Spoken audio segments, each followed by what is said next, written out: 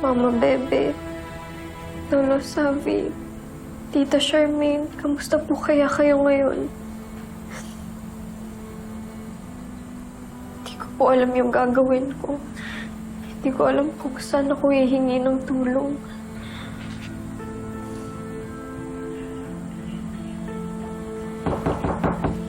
Angel. Angel.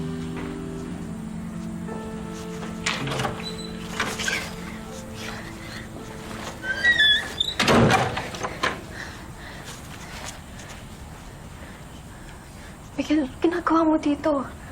Paano ka nakapasok? Pinapasok ako ni Lady Mara. You have tight security here pero all goods naman.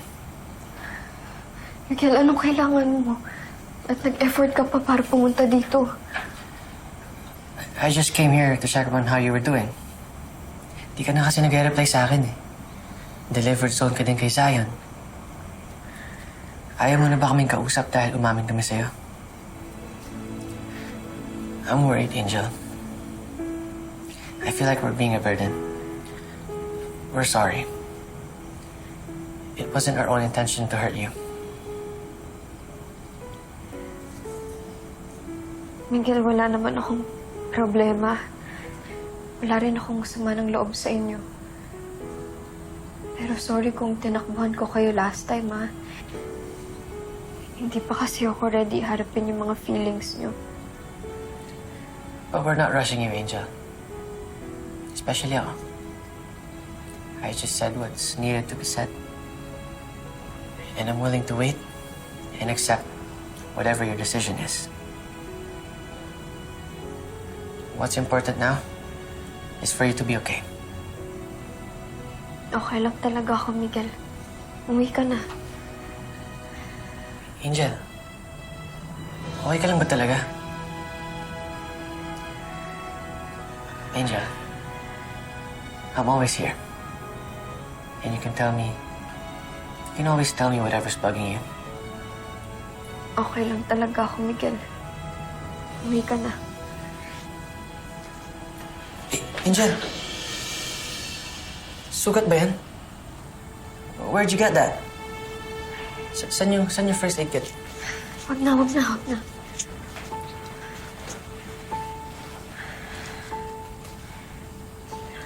May aaminin ako sa'yo, Miguel.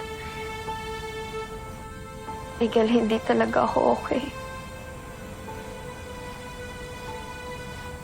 Si Tita Serena, sinasaktan niya ako. Ginagamit niya ako para makuha lahat ng gusto niya. Para hindi siya hiwalayan ni tatay. Si Mama Bebe.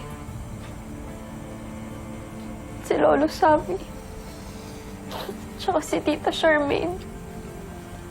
Pinadukot niya din sila. Hawak ni Tita Serena yung buhay nila. Kapag hindi ako sumunod sa mga gusto ni Tita Serena, papatayin niya sila. It all makes sense now. Kaya pala nila ako pinapalayo sa'yo.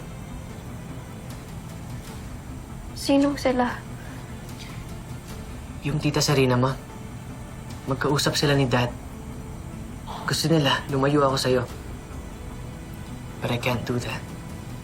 Ngayon na, nalaman ko na yung totoo. Gagawa ako ng paraan para makatulong sa'yo. Miguel, ba kung ano pang mangyari kala Mama Bebe? Sa ngayon, kailangan ko munang sumunod kay Tita Serena. Hanggat hindi ko pa sila nakikita at nami-make sure na okay pa sila. Don't worry, Angel. I understand. Remember that time sa library where you asked me to make a wish? Sad na hindi pa yun nagkatotoo. Because all I wished was for you to be safe and happy. Kaya gagawa ko ng paraan para iligtas ka. Gagawa ko ng paraan para tulungan ka. Okay? I'll do everything for you, Angel. Aking anghel, nadadala sa takot dahil hinatid ako ng hangin. Angel?